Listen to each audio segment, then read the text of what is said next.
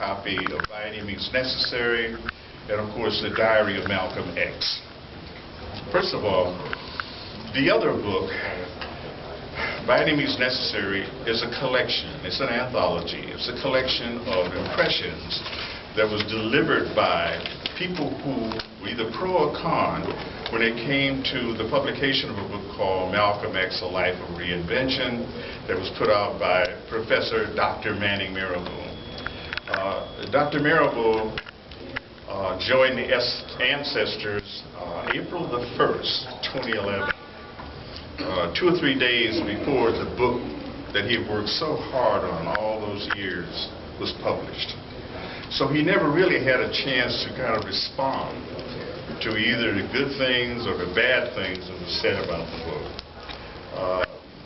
My wife and I, we were up in Toronto at the time, and as soon as I heard the book was out there, I grabbed a copy of it, and in 2 or 3 days I was through. I had read right through the thing.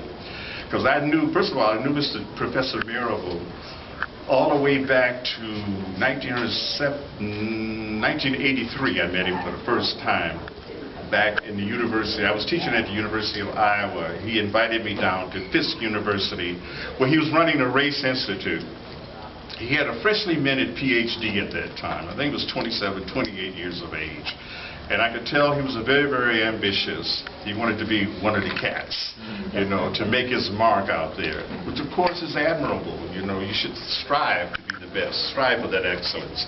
So I knew all along that one of these days I was going to hear from him in a very big way. And he went about the business of doing that work and working hard and put out a number of books out there, all of them very fascinating accounts of various aspects of African American history and culture. So all of that was kind of an accumulation that led to, by 2011, he comes with his book on Malcolm X.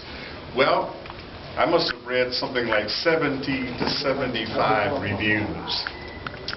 And I approached Haki Madhubuti, who is the founding publisher, current president, poet,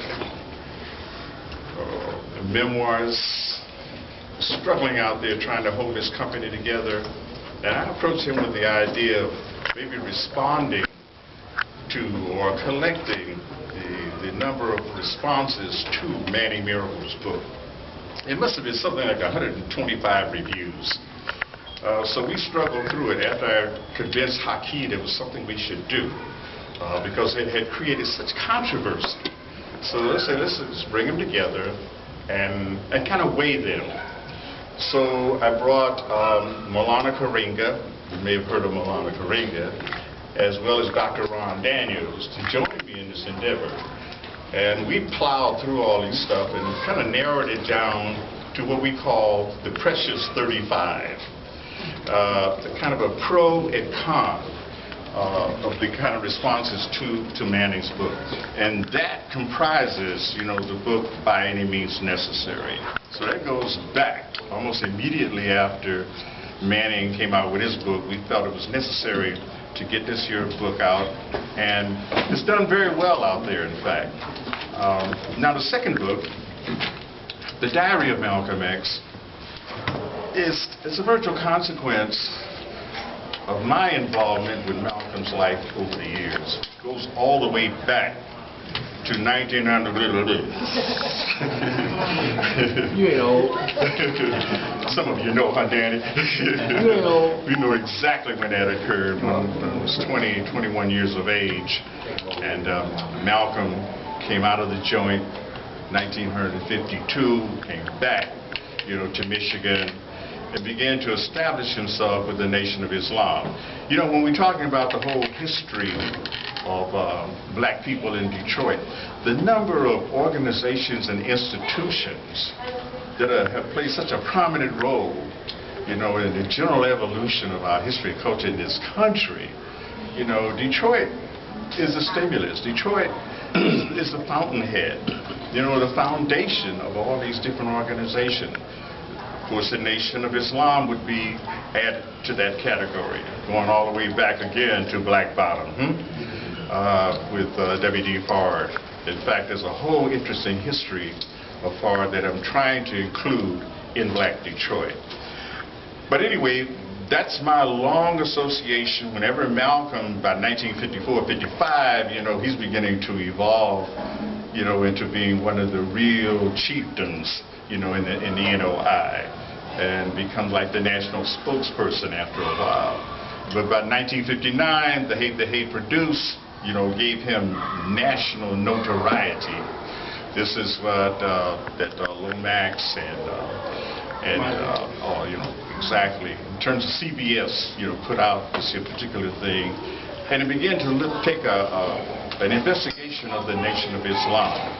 And Mike Wallace, of course, was the MC and led that discussion. And it caused, again, a lot of controversy about the Nation of Islam. And that gave it this kind of popularity, the kind of coverage, you know, that a lot of people say, that's good, that's bad. But for the most part, it gained momentum. People begin to look into the organization, find out what is it all about. Of course, Malcolm is right there as a magnet. So 1900 into the 60s, Malcolm is growing, evolving. And we say evolving and going through a transformation, a kind of a development procedure, and not necessarily a reinvention. We took exception to that word because it had a certain kind of manipulative aspect to it. And I say, no, Malcolm was not trying to manipulate anything, and certainly, you know, in terms of kind of that hoodwink the people, which of course was one of his favorite words, you know. He was not about that. So reinvention was a word, the connotation of it didn't resonate for us. We figured that if you're going to say something about his development, then maybe evolution or transformation may have been a better word. But anyway, you get down to 1962 and 1963. By 1963, with Kennedy's assassination, many of you know that story, the chickens coming home to roost and what have you. And by a year later, you know, Malcolm, in March of 1964, he's stepping away from the Nation of Islam, getting out of that political, or I should say, lack of politics, the straitjacket that he was in. Let me get out of that and move on to his life. He had already made one trip abroad in 1959. It's kind of an exploratory trip, a reconnaissance thing for the arrival of Elijah Muhammad, making the Hajj, you know, to Mecca. But 1964, here you have it. 2 trips. The first trip was from the middle of April to toward the end of May. And then he returns again the whole month of June. He's pretty much in the States. In July, he leaves again, and he doesn't come home until near the end of November. So, you know, it's virtually the whole year of 1964 is his deep involvement, you know, in international politics. He's virtually like a roving ambassador, a minister without portfolio, the president of Black America before Obama. He had that kind of respect and energy and certainly insight. And you can figure, here's a man who had an 8th grade education at best. You know, he's now moving in these high, which is, as the African journalists always say, high-powered, you know, in these high-powered circles that include all of these major leaders of the African continent and of the Middle East too. In terms of Saudi Arabia, hanging with Prince Faisal, you know, of going to Egypt, you know, with Nasser, or with Kwame Nkrumah, you know, up in Ghana, with Nnamdi Azikiwe, you know, in Nigeria. You're going with Milton Obote, Julius Nyerere, you know, so all of these, Tom Mboya, all of these individuals, and we talk about them, you know, in the diary as well, because he's meeting with these individuals, and of course Malcolm was very, very meticulous. I mean, he took copious notes. Let me give you a little background in terms of how I gained access to the diary. After Betty's death, you have to understand both Malcolm and Betty, died intestate. They did not have a chance to leave behind a diary. And consequently, that's why the estate is in such terrible situation today. It hasn't been managed well at all. It was left with the care of the daughters, two in particular, Ilyasah Al-Shabazz and Malak, one of the twins. And one of the other daughters, Malika, put all the stuff in storage after the death of Betty down in Florida, and the bill lapsed.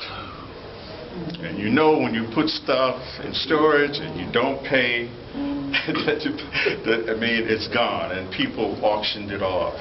A man named James Calhoun, he bought it. It's like you buy stuff like a pig in the poke. You don't know exactly what's in it. They give you just an inch of information. I saw it happen with the property of Sugar Ray Robinson when I was working with his son on the book Pound for Pound. And what can happen when you put your stuff in storage? Just like a care more on the set. All right. So anyway, the labs, boom, somebody had the stuff was auctioned off. It went to Butterfield and Butterfields is one of the largest auction houses in this country. And Butterfield and Butterfield ended up, you know, with the stuff, because when James Calhoun, when he got home, Lanny, when he got home and opened his crates up, he said, whoa, I got a treasure trove here. And so that's when he got in touch, you know, with Butterfields, and the stuff was put up on eBay. And when you put stuff, David, you know, when you put it up on lots, you do it up in lots. So somebody brought it to my attention. So I went and saw the stuff that was being auctioned off. I said, my goodness. So Joseph Fleming, the late Joe Fleming, who was representing the daughters at that time, he's dead now. We got in touch with him. He brought a court injunction to block that auction. It was successful. All of that stuff reverted back to the family. So they had, we're going back to 2003, 2004 now, when a lot of this is happening. And so once the stuff came back to the family, two big, huge crates was delivered to the Schomburg Center. Schomburg Center is one of the largest repository and archives that we have in this country. So the family had a press conference that said a 75-year agreement was signed between the family and Schomburg to keep that stuff there, to preserve it, to catalog it, to laminate and what have you, and make it available for scholars. Well, that process took 5 years. But all the while, you know, no one had opened up these boxes yet. And this was Howard Dodson at that time, who's now at New Orleans Spin Garden down at Howard University, where he does a similar kind of thing in terms of overseeing all of this very, very valuable repository, memorabilia and everything. He called me up. You know, for about 30 years I've been writing for the Amsterdam News. So he called me up and says, Herb, we're going to open up these crates, and you can bring a photographer with you. And I brought James Gilbert. We used to call him the Iron Hand, but he's gone now too. And James and I went over, and they opened up the crates. That's when I saw the diary for the first time. And I said, one of these days I'm going to get to that, I'm going to read that diary.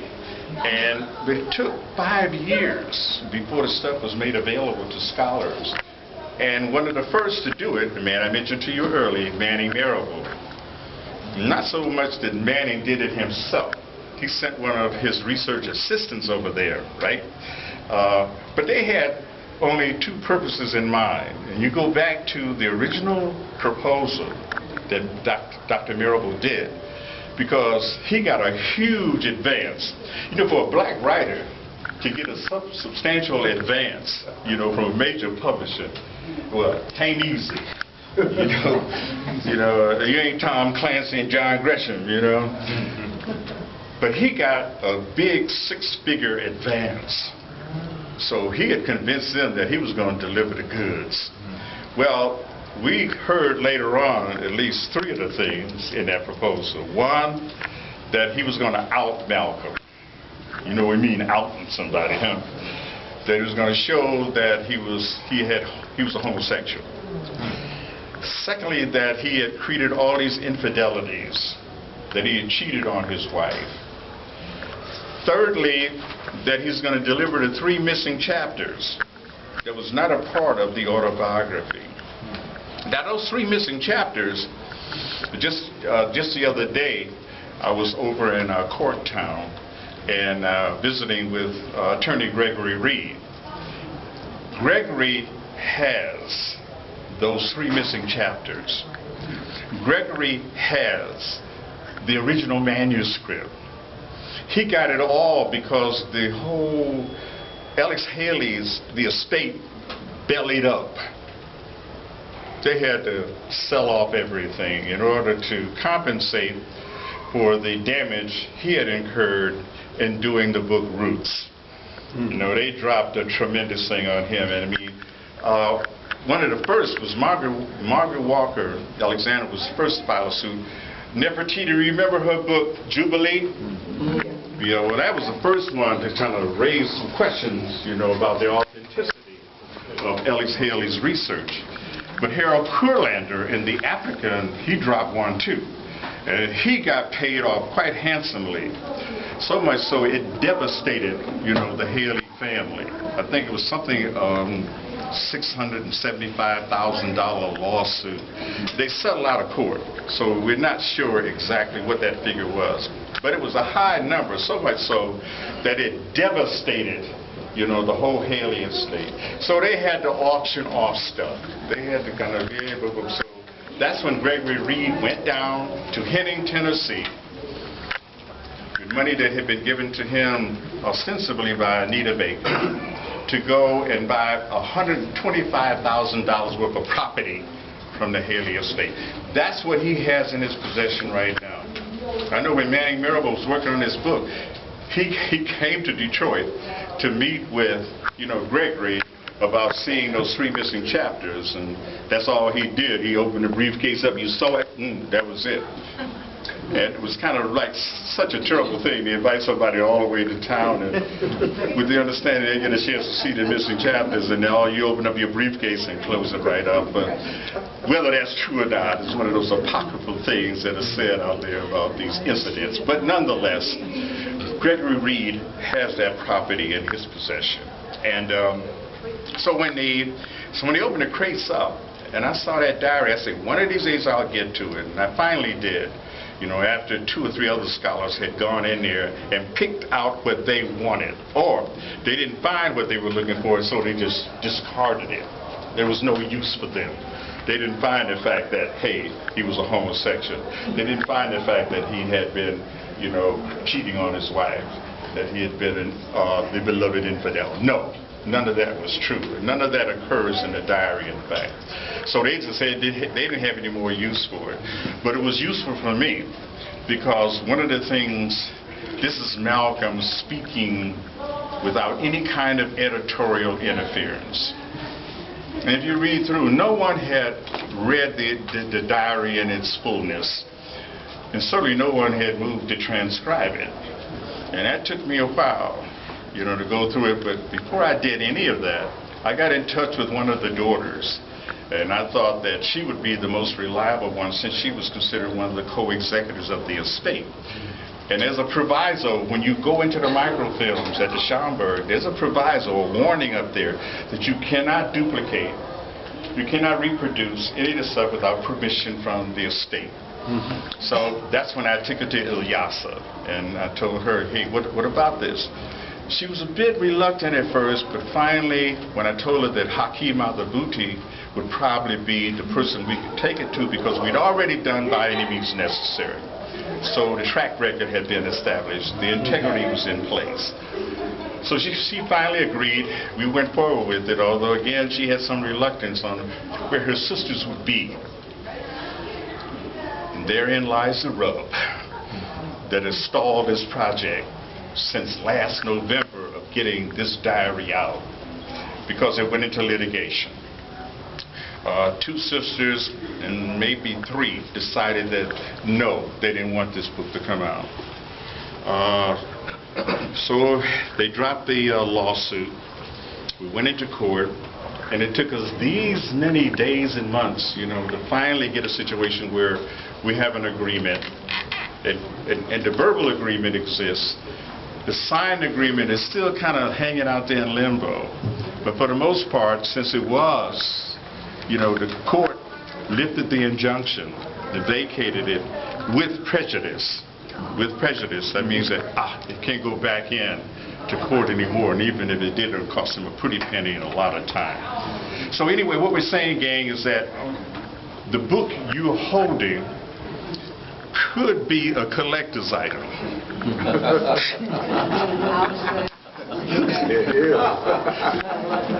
Hang on to it, because heaven only knows what happens, you know, in further litigation is not out of the question. But we feel it will not happen. And one of the things, you know, that occurs so often, I was reading in the day's paper where Bobby Womack died, and he was really upset that one of his songs had been stolen, you know, by the Rolling Stones, and made all that money out there.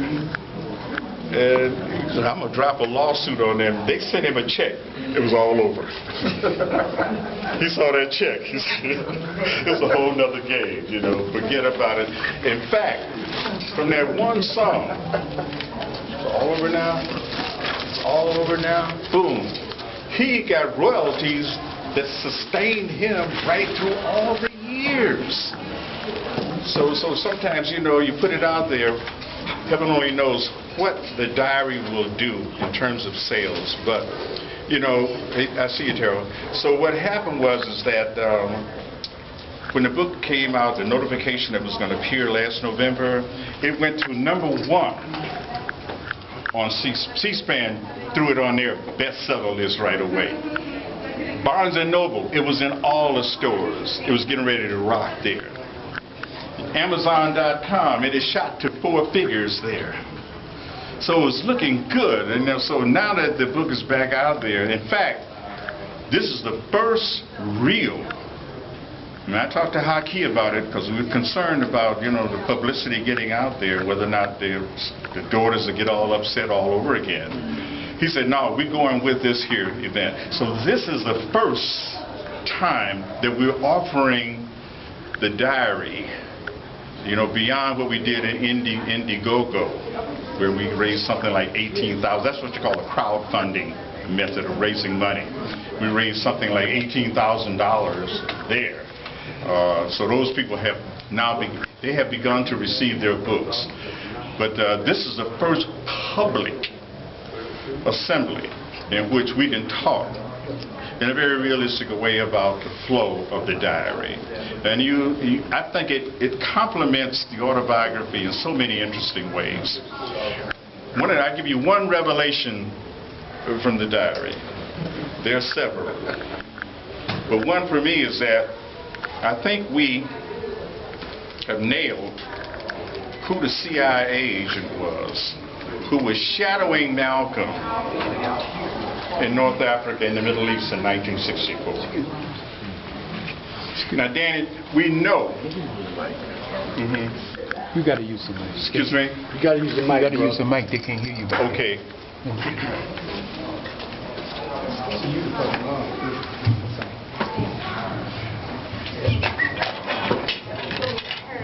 Anyway, me and Mr. Mike.